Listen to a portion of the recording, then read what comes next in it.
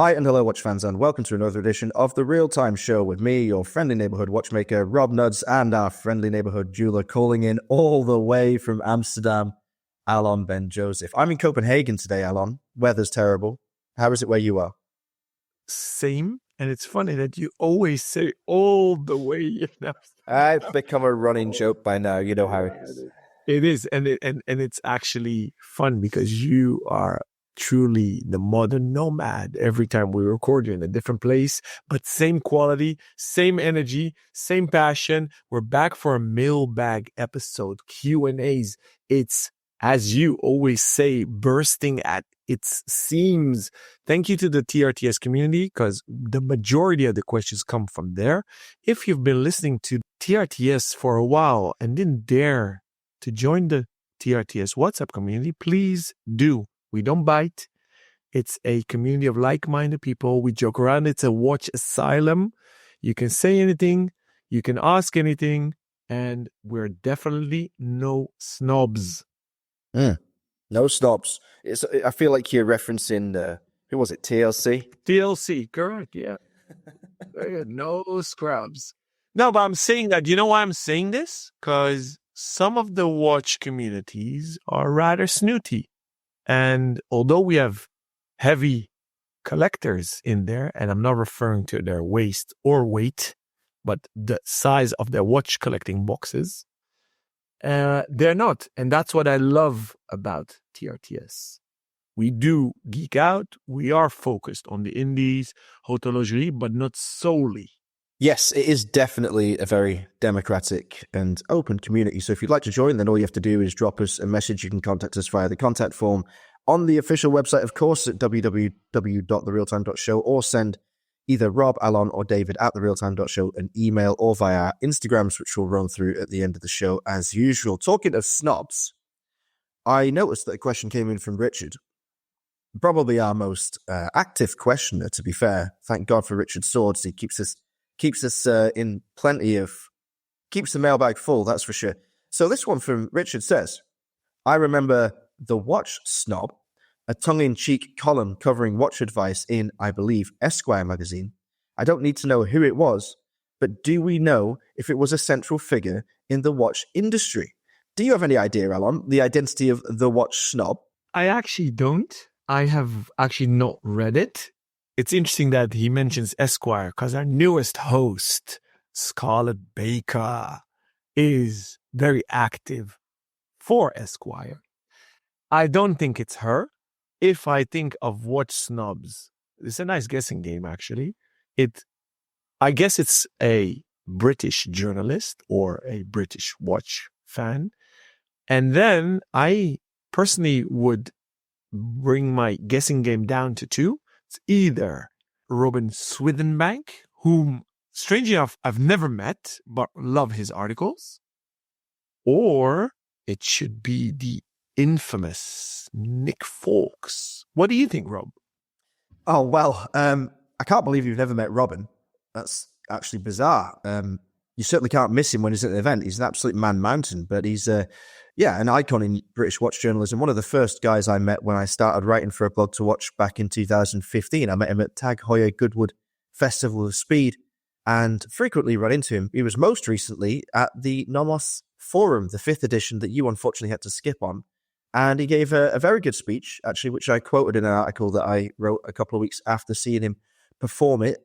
He would have been my number one guess. I'm sure he's more than able to adopt the character of a watch snob, although I don't think he is a watch snob, really. I think that he'd certainly be able to play that part. But Nick Fawkes is a really good guess. I wouldn't have thought that off the top of my head, but yeah, I could definitely see it being him. He's a character, isn't he? I saw him at the GPHG hosting, and he was absolutely superb.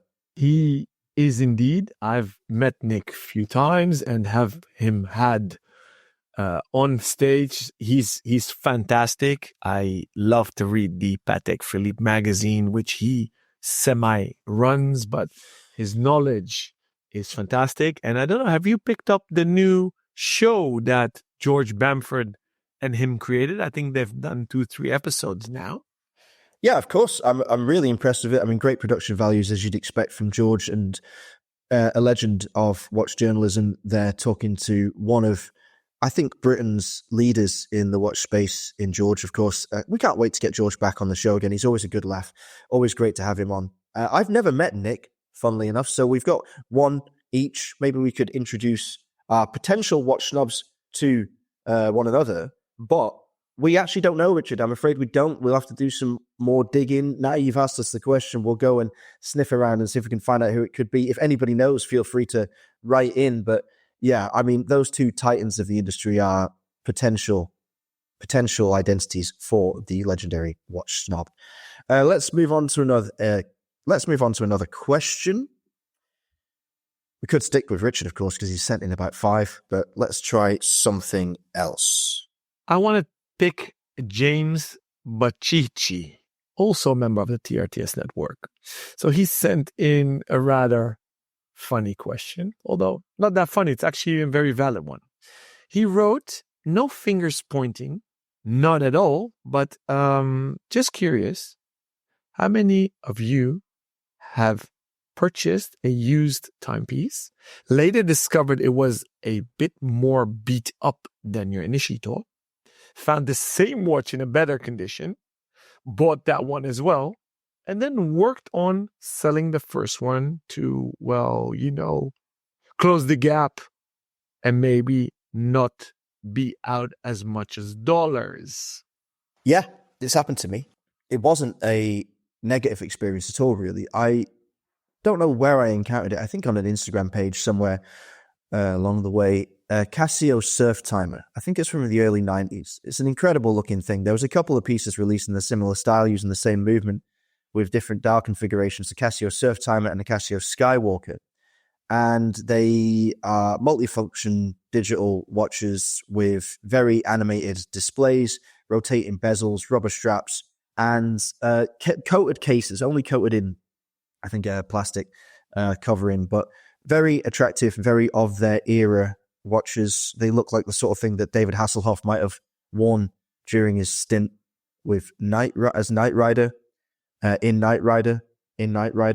And I saw it, hunted for one, found one.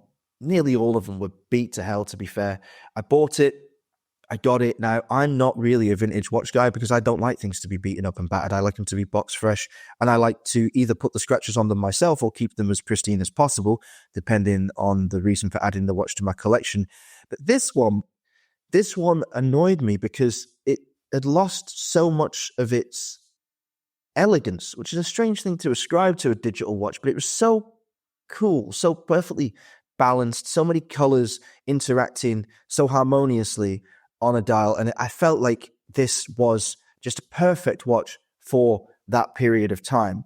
I decided to try and seek out as fresh a one as I could find, and I think the original one I probably paid maybe a couple of $100 for. Yeah, probably about $250, $260, which is no mean amount of money for a Casio, especially not one in that condition, and it was pretty trashed.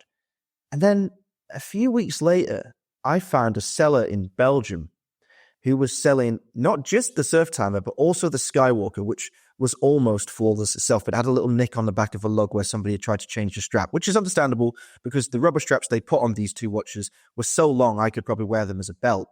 But I managed to get the pair of them off him for, I think, €400. I think it was, a rough split of about $220 for the Surf Timer and about $180 for the Skywalker was how we broke it down. But $400 for the pair, and they are perfect, bar that one nick on the back of the Skywalker. The Surf Timer is absolutely new old stock. Even the printing on the rubber strap is still intact. And this is just screen printed. It's nothing special. So I got them both, and then I had the beat up one. And I posted some pictures of the Surf Timer, especially on my Instagram and LinkedIn and Twitter probably back then. And I had a lot of interaction on those posts. People were like wowed by the condition of this new one. And I'm not saying that I stirred the pot a little, but it almost immediately after that, maybe there was something in the air. Maybe a lot of people had seen them as I had done and decided to go hunting for them. The prices skyrocketed. So I managed to offload the beaten up one that I probably paid about $250 for around $440. So I sold just the old beaten up Surf Timer for less than I bought the 2 box fresh Surf Timer and Skywalkers, and obviously recouped all of my money originally and then knocked off maybe another 160 euros from the price I spent on the pair. So I ended up getting those 2 for around 240 all in. And I don't think I'd let either of those watches go for less than close to 1,000 euros, because they're such extremely good examples of a period in time that we're unlikely to re-experience. And especially nowadays, given the 90s revival and the nostalgia in the air, I could see them having a market even at that inflated price. Tell us your version of the story, Alon. So the answer is short and simple. Of course. And you should not be ashamed of doing that. It's actually maybe therapeutic, and it's maybe the only way to go if you're into the vintage game, especially. My advice always is Nike slogan. Just do it. You like a watch, buy it. You're not married to it unless, of course, you bought it for a very special occasion in your life to celebrate that occasion. And if you had it engraved or not. But with the vintage one, you sometimes need to sacrifice something. So therefore, I said, just do it, experience it, learn from it, enjoy it, or maybe get disappointed, because that's also valuable on your journey as a collector. So I have done it, especially with Speedmasters. I still do it. I have a gap in my OCD tendencies and hoarding habits of having a 321. I miss the 861. I have an 1861, a 3861. So I have a tendency to fill those gaps. So I'm still hunting down an 861 that I like. I've done it with Navi timers by Breitling, Portuguese by IWC, a bit with Hoyers, but Hoyers are actually rather fun because there are a lot of eclectic versions of Carreras out there. Different cases, different variations, especially if you go through the 60s and 70s of the Hoyer catalog. I am a little bit doing it with a Patek, and I'm actually currently on the fence. Should I get the Perpetual Calatrava, which is not called Calatrava, but I nickname it that way? And if I do I keep my annual calendar? Do I let it go? So those are little things I contemplate. So you can do it either just same watch, better condition, vintage, or because I bought the annual calendar when I couldn't afford the Perpetual calendar. So do I perceive my annual calendar as a poor man's Perpetual? So these are all deliberations that keep me occupied for some time. I've done it obviously with Explorers by Rolex. So Explorer 1s, modern 36, modern 39, modern 40. And then I said, and sometimes I just kick myself in the tuchus. Do you really need a 36, 39, and 40? 40 is too big. So I don't have OCD. I say tendencies and I try to curb my own tendencies. My wife has a lot of patience with my tendencies and watch collecting tendencies. I do it with my sneaker habits and collecting habits as well. I usually, sneakers that I love, I double up. It's more difficult with watches, obviously, because it takes more of your budget. Those that I love, I double up if I can. I don't buy and sell sneakers. And that's why I like the watch collecting hobby better, because sneakers give me stress. Because if you keep them too long in your cupboard, they crumble. They literally crumble. Or the soles fall out due to bad glue that they use. So it's a ticking time bomb, sneakers. Watches give me tranquility. Jean-Claude Biver said it beautifully. Watches are for eternity. And he's right. As long as you give them a bit of TLC. Don't do too crazy stuff. Do a maintenance once in a while. They'll last. They'll become antiques. Generations. So I'm very much happy to spend a lot of my hobby money for watches.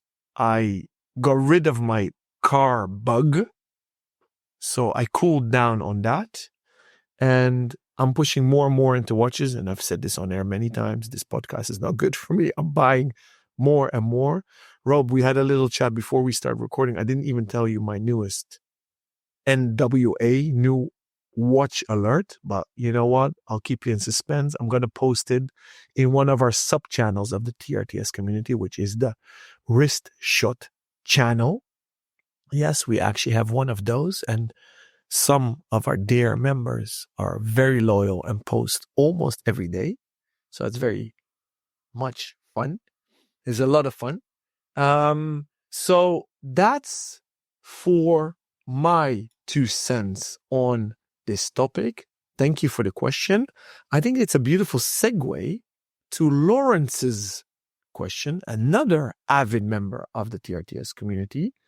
I just touched upon the topic of giving watches a bit of TLC, and especially vintage. So he asked, I'm still recovering from a price quote of about 1.7 thousand euros, so 1,700, for a total restoration of the Angulus wristwatch that my girlfriend wears. He's talking about 950 for the movement, 230 for the case, and 500 for the dial restoration, which is more or less what I paid for the watch in the first place. Also, some watches I found, cheap Breguets or Piagets, I never picked up because I expect the service cost to be exuberant. I'd be interested in other watch service or repair cost horror stories. Any cautionary tales for you to share? Well, from what I've heard in recent times, and I must admit that I've not had a watch service for a couple of years now, so I think I'm pretty much out of the loop and I don't have access to the service costs that I would have done when I was at the bench, but I have heard some stratospheric amounts being quoted for the servicing of very, very basic watches and movements, and also a brand's increasing refusal to tackle the problem you request them to tackle, rather than applying an entire overhaul to the watch or nothing. Now, I have an example of something that occurred a couple of weeks ago here in Copenhagen. I was round at my friend's workshop. He's a watchmaker that works with Argonaut as well. And he had in his hand an Omega Dark Side of the Moon ceramic. It was the sort of light grey dial version with the Soleil, with the charcoal-esque coloured case. Quite a handsome watch. I've never been a fan of the Dark Side of the Moon. I don't like the fact they're 44 plus. I'd rather they'd kept them at the standard Speedmaster diameter, or even better for my money would have been to shrink them down to 39 or a 40 even. That would have been lovely. Anyway, one of his clients had dropped this watch off with him and it had stopped working. And he had already been to the authorized Omega dealer in the area and asked for a quote. And they said that the dial foot was broken off the watch and the dial was unstable in the case. However, it wasn't the dial that was stopping the watch from moving. It was the fact that one of the screws in the movement had dropped out and had simply just fallen into the escapement. And with a little shake, once we got it to the workshop and we had a look at it under the microscope, we were able to restart it. Of course, that screw was still floating about inside the movement and would need to be removed or replaced post-haste so that it didn't cause any more damage that could have been cataclysmic for the movement's longevity. But the interesting thing was, the dial foot on this dial had come off. It was still held in place by the clamp in the movement. It wasn't causing any issues. The dial, because it bears on the undersides of the internal case lip, like around the chapter ring, wasn't moving. It wasn't leaning on the pinions. It wasn't leaning on the hands. It wasn't causing any problems whatsoever. Maybe you could argue it was a micron or two off to the right around the date window, but it really wasn't causing any operational problem whatsoever. Omega refused not only to do the service without addressing the dial issue, but rather than fixing the dial, they insisted that it needed to be replaced. Now, the problem with those dials is they are extremely expensive, running into the thousands, literally thousands for the dial alone. And so the quote they'd come back to him with was around 5,000 euros to have the whole thing stripped down, to have the dial replaced, to have the movement serviced and fixed, even though it was just simply a screw that had come loose, and then sent back to him. And, you know, Dark Side of the Moon watches, they're not the greatest investment if you're looking to get a return on your money. And so they don't sell for anywhere close to their retail on the secondary market. And with that kind of money being outlaid, it was just totally not worth it. It wasn't a write-off in the sense that the service cost was worth more than the watch. The watch was still probably worth around 10, maybe 9 or 10. But it would have just been a huge amount of money to drop, you know, good money after bad, as it were, in this case, on a watch that he no longer had faith in. And more to the point, a brand he no longer had faith in. And so he'd offered it to my watchmaker friend for the bargain price of $6,000, which we considered taking. We thought, well, that's not bad because we could fix this watch. We could fix that dial. You know, we could either glue the foot back on or maybe just add a little bit of solder to it and get it, you know, in place and firmly fixed. And the movement issue wasn't really an issue as much as it was just an inconvenience to sort out. So we thought about it, but then to be quite frank, they're such a unreliable piece and not a piece that either of us would really consider wearing at all. Neither one of us is a fan of ceramic cases because of their brittleness, as cool as they can look in some instances. And in one instance for Omega, I have to say there is an Omega Seamaster 300M Professional with a black ceramic case, and I think a titanium rotating bezel and a black dial with no date, which is an absolute stunner. It's an absolute stealth warrior. My friend Tony in Maryland works for Little Treasury, has one on his wrist, and it just looks incredible. So I'd advocate that one if you want a ceramic watch from Omega, but otherwise, no. We just weren't interested. So that is a horror story that I've heard recently. I think service costs are really, really going up, and this is probably due to the rarity of qualified watchmakers, even in Switzerland.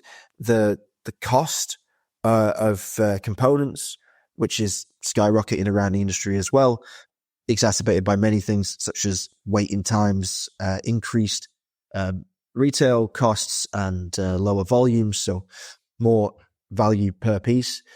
And it's prohibitive. It's something that everybody has to consider when they buy a new watch. What's the service cost going to be? And I'd say expect it to be at least 10%. Although, to be fair, by recent metrics, that's a massive underestimation. I think when it comes to vintage, it's a minefield. You know, Lawrence's example is perfect. You've got a watch there that is basically going to cost you the same again to have it brought back to grade A condition. Perhaps don't be so surprised at that because there can be a lot of work that goes into that. The parts that you're probably trying to source for it are occasionally very rare, especially aesthetic components like dials or hands. You know, movement components are much easier to source because they're shared and far more ubiquitous. But the aesthetic stuff, yeah, be wary. Obviously, if you're buying vintage, I would say stay clear of base metal cases that are chromed or plated because they are extremely expensive to fix, sometimes patch up. You might, in some cases, need to work with a case rebuilding specialist like the Lapinist on Instagram who can tackle any kind of Seiko, battered to hell as it may be, and bring it back to life. In fact, in many cases, better than it was when it left the shop originally. But I'd be cautious. It's why I stay away from it. It's why I don't like it. I think that, honestly, Lawrence's example of a Breguet and Piaget is probably almost a safer bet than buying something that appears to be affordable. Like I got this lovely old Cornovan gold-plated vintage watch, which I gave to my brother-in-law eventually because I didn't want to have it brought up to the standard that I would be happy wearing it at. And it only cost me about 300, 400 quid. And to get it back to life would have cost me twice that. When it comes to the Breguet and Piaget, the relative cost would be much lower. Yes, you might spend 5, 6, 7, 15, 20 on a really high quality vintage piece from those brands. But I would wager that you would be unlikely to be spending the same amount that you paid for it on having it refreshed to a point at which you're happy to wear it. Alon, you've got a lot of experience with this, I guess, with watches coming back through your hands in the dealership all the time. So what do you think?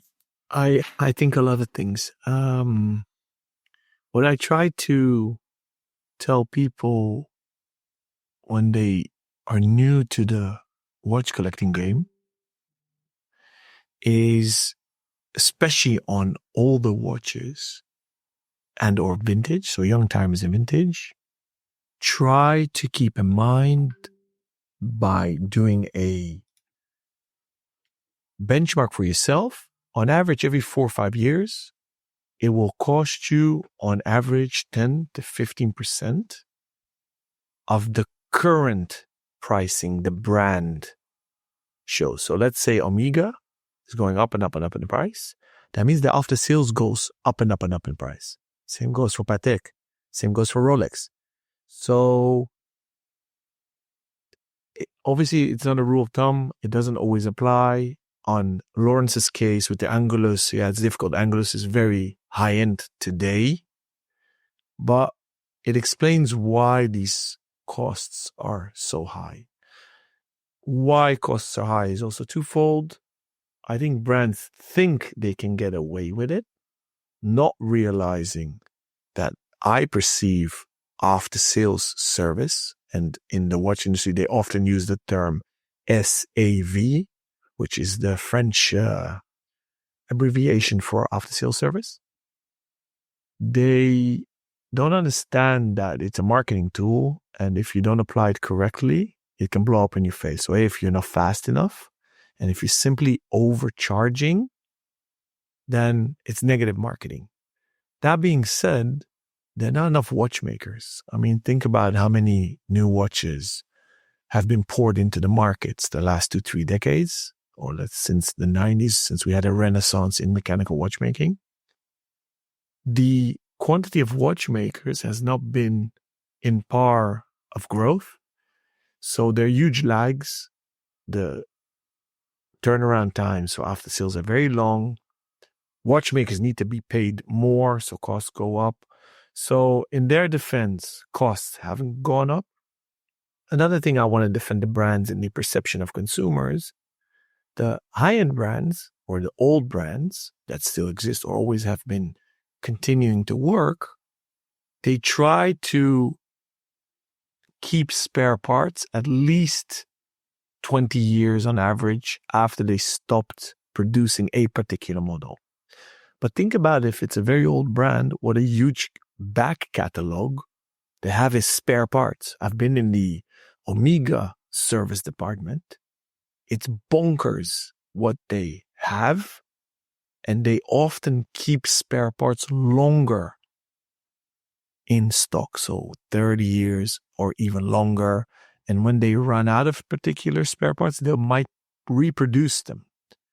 So to manage that and to get spare parts to all the subsidiary after sales centers of that particular brand around the globe simply takes time. That's also something that consumers sometimes forget.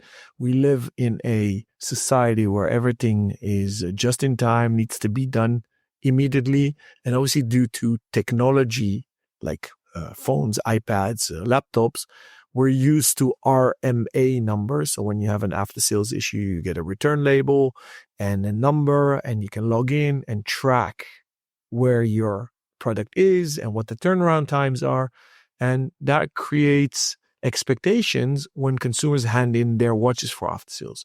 But in defense of watchmakers that deal with the older generation of products, maybe independent watchmakers or even the brands, watches have a soul and they don't do what you want. And those that have children know exactly what I mean, because children don't do what you want. And everybody knows that sometimes we catch a bug and then our body doesn't do what our mind wants. It's the same with watches. Sometimes you can overhaul a watch. And Rob, you can explain this better than I can because you're a watchmaker. So sometimes you give a lot of TLC to a watch. You do it with utter dedication and precision. You assemble a watch again, and it doesn't run as it should. So you need to start all over again. And often after a watch has been disassembled and assembled for an after-sales service, you put it on the winder usually. Could be that it doesn't fit the criteria of precision, and you need to start over. Right, Rob? Well, watches are difficult. You know, we all know this, and it sounds like a bit like I'm fobbing it off, but it's true. When you're working with mechanical machines, this size, this fineness, the interaction of the components is not something you can necessarily rely upon. So every component has tolerances, right? Tolerances in modern watches especially are much better than they were in the past, far more precise, largely because we use a lot more machines rather than handcraft these days. But at either end of the tolerances, there comes a point where two components that meet and have to interact dynamically would be unable to function alongside one another. And this is a strange quirk. It really only matters the smaller and smaller you get, because even though the tolerances themselves shrink, there's only so much you can shrink tolerances. And so they become relatively larger. They become relatively more impactful on the operation of the components once they've been made. So there's two words. I think I must have mentioned this on the podcast before.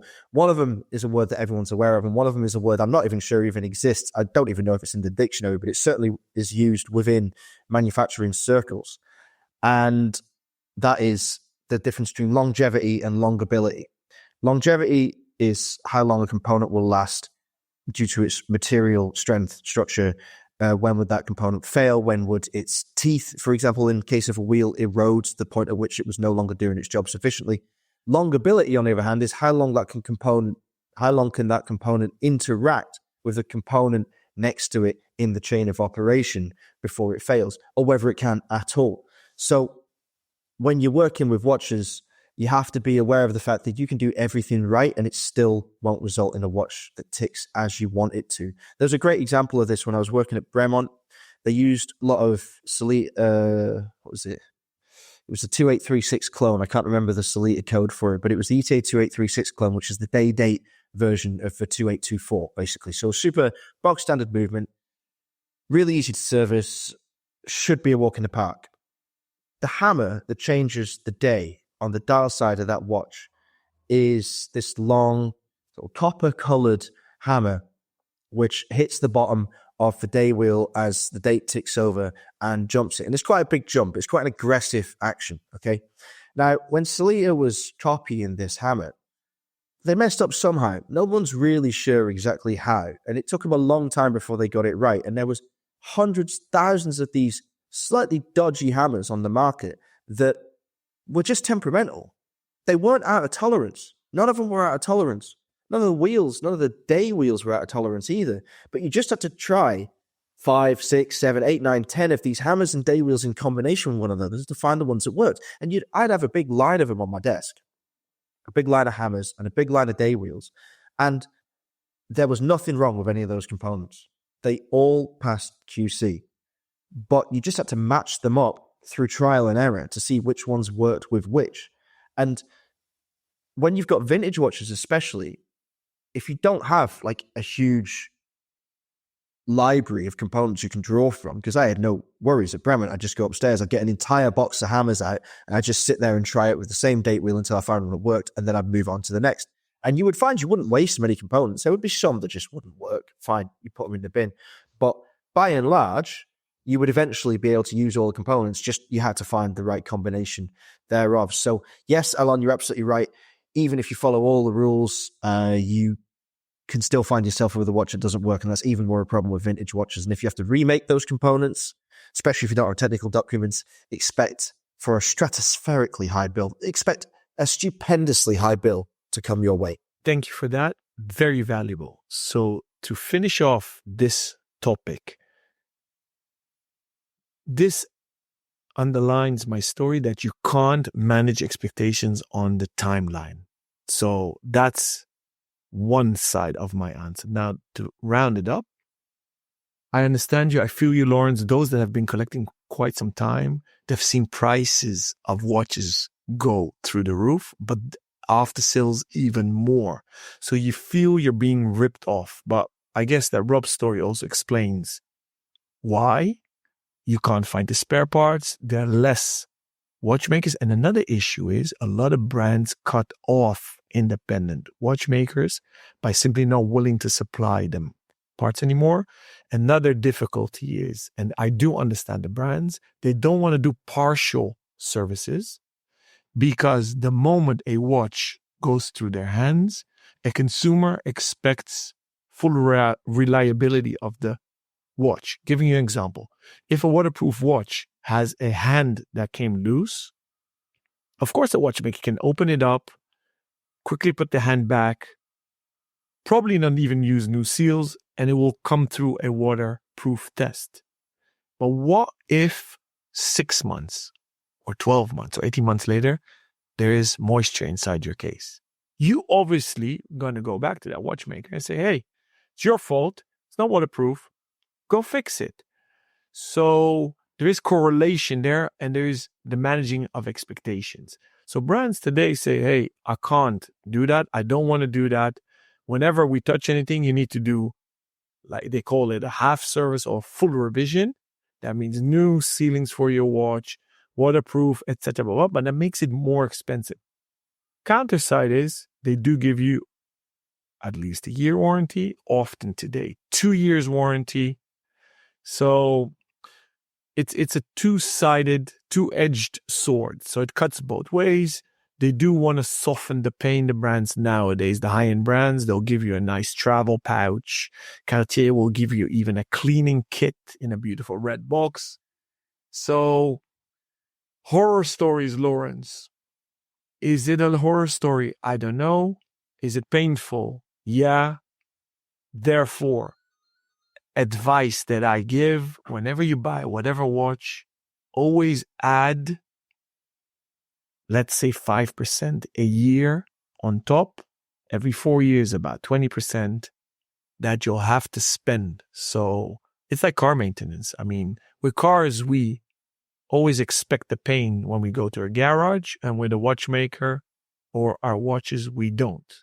You know, one thing on that subject that watch brands should be very keen on in an era where consumers are more and more conscious about where they're placing their money is warranties. You know, so many are doing it now, and it is great to see. A lot of them have cottoned on that a 5-year warranty or a 10-year warranty makes a big difference. Like, I never would have thought about it when I was first into the hobby. I never would have been using how long the warranty is to split a close decision between two watches.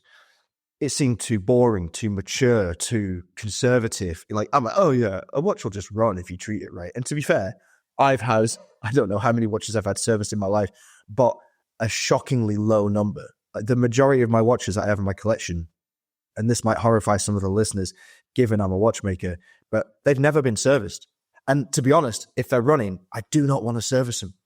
I just don't want to risk opening them up and changing them. Now, luckily, I have so many watches, I rotate through them, and so they don't have that much wear. And for most of the time, they are inactive in their box, out of sunlight, out of, dust or any kind of influence that might damage them. But the truth of the matter is, nowadays, in a market that is fast exiting the kind of money I'm able to spend on watches frequently, the warranty does make a big difference. If someone says to me, you got 5 years instead of 2, I'd be listening. If they said they got 10, then I might find myself more focused on that brand than I would ever have been because of the aesthetic. And I'm being serious. Like, that does make a huge difference to me now at the age I'm at. What about you, Alon? I mean, how often do you send watches for service yourself? I am actually very bad. I recommend everybody who buys a watch just to do it proactively every 4 or 5 years. Although the rule of thumb is that if we work within COSC parameters, so I always say a delta of 10 seconds minus 4 plus 6, if you see that the variance in your timekeeping is deviating, so fast or slower, just very quickly, 10 seconds, which it doesn't do 10 seconds a day, but let's say it does. 10 seconds is a precision of 99.9% daily. But 10 seconds accumulative is 70 seconds a week. That's almost 5 a month. If your watch starts doing that, yeah, it will start annoying me. If my watch doesn't run on the minute, I'm not so fussy. But that is usually a benchmark for doing maintenance. But I have people, especially with Rolexes, that don't maintain their movement, giving a service to their watch, maybe 12, 14 years. So I often say to them, well, I kind of think that's penny wise, pound foolish, because at a certain point, you can start damaging the parts in your movement because simply lubrication is almost non-existent anymore or not properly functioning. And that's more expensive than 2 interval services. But correct me if I'm wrong, Rob. So for me, because I have so many watches and I don't wear them daily, obviously, I don't really notice the variance in my calibers. So if I wear one watch for a whole week, which is rare, I might notice that it's more than a minute a week, and then I send them off. So I have two methods. Either it's not running precise, and then I just send it off, or if I know that a particular watch in my collection simply didn't have a service for over 5-6 years, I'll proactively send it. Very good, very good. Good advice, and certainly healthy topics for debate within the WhatsApp community, which, of course, as we said at the start of the show, you're more than welcome to join if you'd like to be part of the ever-growing TRTS network, and also get an insight into what we're going to be doing at events this year, because we're going to be hosting some nights out, I think, and getting people together and trying to have a nice, casual, relaxed drink and talk about watches when we are all out there in Geneva and elsewhere enjoying the novelties of 2025. All right. One more question for this show. And, God blimey, this is the longest question I've ever seen in my life. I'm going to start reading it, but bear with me, all right? So this is from Matt Wright. Cheers, Matt. This is God, you deserve a byline for the episode for this question. All right, here we go. Hey, guys.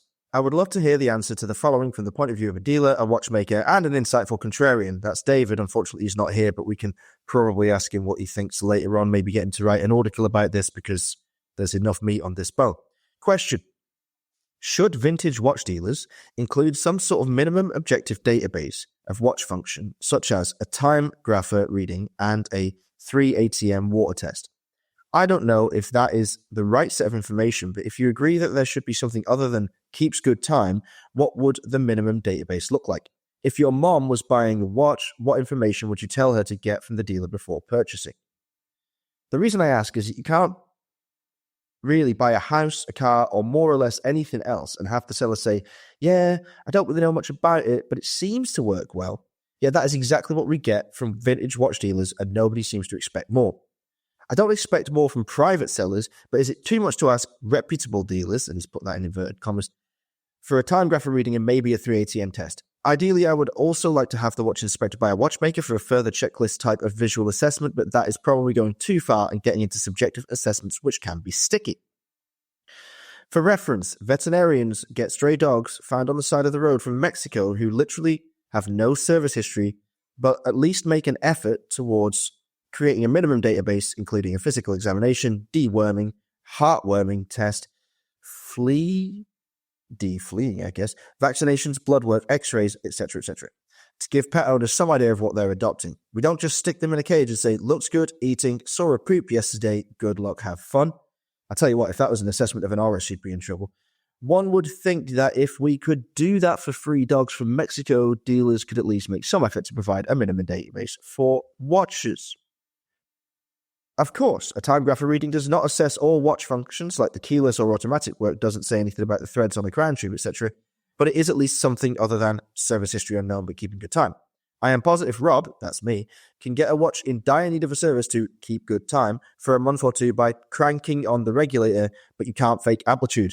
Certainly got more faith in me than I have in myself.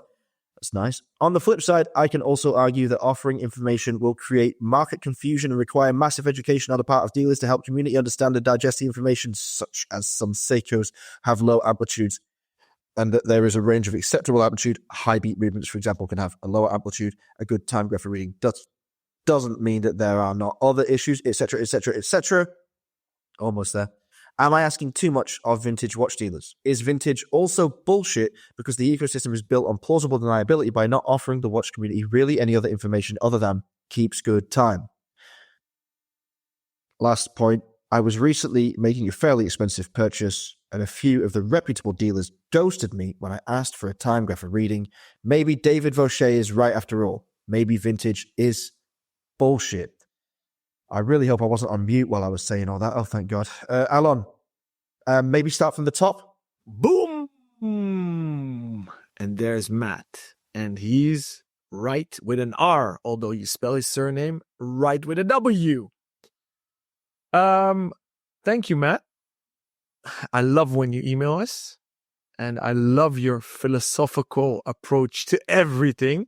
This was just entertainment listening to this question. So, separate the men from the boys. I'll do pro and con. Defend and attack dealers. So, us as vintage and certified pre-owned dealers, yes, we do a time grapher, and we do basic waterproof tests, and if needed, we'll test them on the wrist if the owners allow us. Because you know that time graph is not enough, and a test on a watch winder is not enough. Sometimes in real life on a wrist, a watch behaves differently, especially the older they are. So pick a mix. So should I say shame on those dealers that don't? Probably. But I'll jump to the rescue immediately to defend them. If the margin is not there, and you're a very good debater because you're going to kill me by saying, hey, vets do dogs from Mexico for free, so why should watch dealers that make money not do it? It's an ROI analysis, right? It's a return on investment. Unfortunately, most of the margins on pre-owned watches, dumping the sea of certified pre-owned, they're simply not there. Often on Rolexes, the 12 and a dozen Rolexes, you hardly make a gross profit of $500 or euros. Even if a watch is 10K, it's just 5%. But for that, you need to obviously insure the watch, registered, because we register everything in a national database for theft. We have to insure it, photograph it, put it in our systems, upload it in our website, Insta, socials, WhatsApp community, what have not. So the margins are very slim. Now, it does separate the men from the boys, right? It separates the good dealers from the less good dealers. You indicating that most of the dealers ghost you when you ask that question, I guess that says enough. And they did you a favor by ghosting you, so you shouldn't buy it. On the other hand, the market was very overheated, so probably they got away with it. The market got flooded with guys and gals who jumped the commodity trading bandwagon of buying as flipping watches because they think are easy. Does that make them a proper watch dealer? So could be there are a lot of, I don't dare to call them rotten apples. I don't want to go as far, but maybe they're simply not that knowledgeable. I know a lot of dealers that don't even know how to operate a time grapher, let alone read the results from a time grapher. I mean, you know the difference between amplitude and etc., but a lot of dealers or jewelers don't. So I don't know if it's such a bad thing. So if you demand this of your dealers, then you have a benchmark to verify who's a good or less good dealer. So those are my 2 cents on this topic. What do you reckon, Rob? I'm actually pretty sure that at some point, somebody either tried to implement a third-party encompassing test for vintage watches, or at least we discussed it in-house. It might have been us. It might have been us, one of David's ideas maybe, to create a set of criteria similar to a COSC evaluation, where the watches are sent for a test by an independent third party to assess not just timekeeping, but waterproofness, the state of componentry, the likely runtime of the watch in its current state, etc., etc., and then give you an idea of not only, you know, what the fair price of the watch would be, but what you would expect to pay to have it restored to A1 quality. So, yes, it would be wonderful if that existed. I think, however, it wouldn't take off because dealers wouldn't want, in most cases, to have those watches submitted for it, because of course it'd be an associated cost, which would then be passed on to the consumer, who, although would buy with more peace of mind, would be less likely to buy when they found out that in most cases, quite likely that they were buying a bag of bolts. Most vintage watches have got some problem or some foible or some catastrophe waiting to happen at some point. It's just the nature of their age. And unless they're in exceptional condition and they've been preserved in excellent environmental conditions, then eventually everything's going to need a little bit of touching up, especially gaskets, of course. They should be checked and changed regularly, but if they don't exist anymore, then what are you going to do? If you buy a vintage watch, I think you just have to take it on the chin that it's something that you're buying for the moment at least, and that it may not become the heirloom you hope it to. I think it's similar to buying a used car. Like if you know that a car's had 15 owners and it's got 200,000 miles on the clock and it's got no service history with it, then you'd be a bit suspicious, wouldn't you? You'd be like, okay, well, this car has obviously been passed around a lot. It's got a lot of miles on the tread. Maybe it's not the best purchase. Then again, if you get a car that has a full service history, one owner, not too old, low mileage, you feel like, okay, I can go with that. And that's kind of like buying a mid-2000s Navitimer. You know what you're getting, basically. You know all the components that exist. It can be serviced. It can be brought back to life.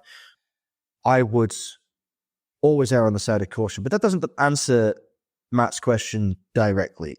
Matt says, should we expect more from dealers?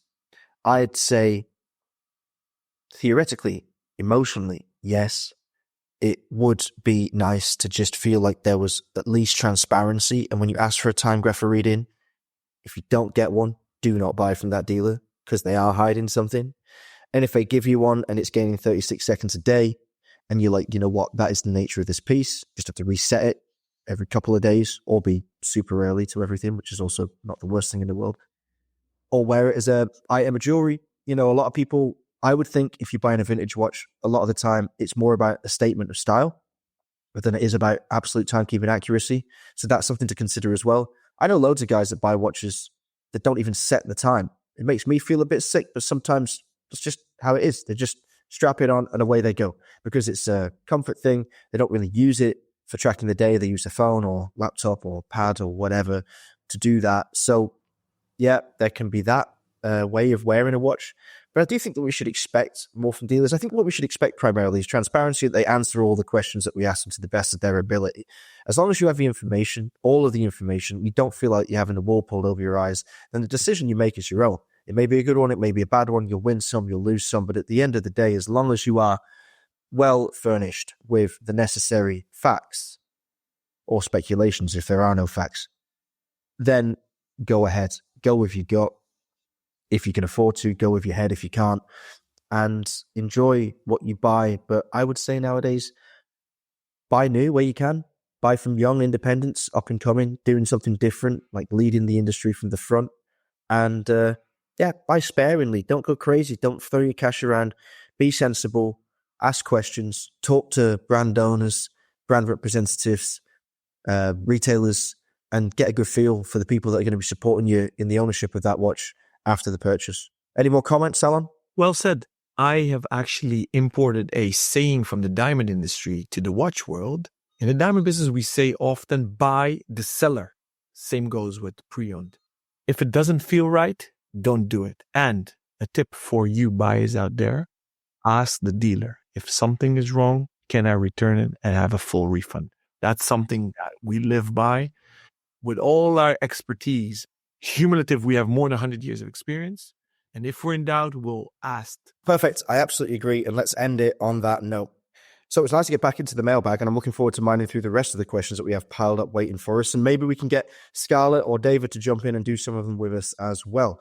All right, guys, if you'd like to add to that pile, then please do. You can contact us via email, either Rob, Alon, or David at therealtime.show, or you can contact us via the contact form, www.therealtime.show. Or you can contact us via Instagram. I'm there at ROBNUDDS.